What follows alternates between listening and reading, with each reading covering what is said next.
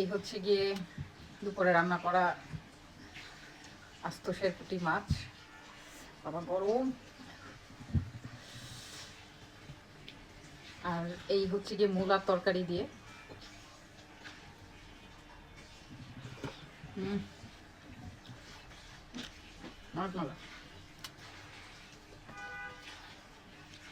মাছটা কাটা একটু বেশি, অনেক মজা। আমাদের বাসায় যখনই মানে এই শীতের সিজনে যখন শেরপুঁটি মাছ আমি সরপুঁটি আনা হবে, তখনই হচ্ছে আমার মূলার তরকারি দিয়ে খাওয়া হবে। সেই স্বাদ।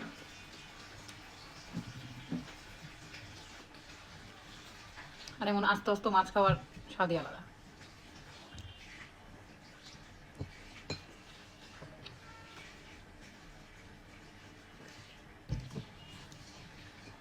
মাছটা অনেকই মজা, একদম ফ্রেশ টাটকা মাছ। টাটা।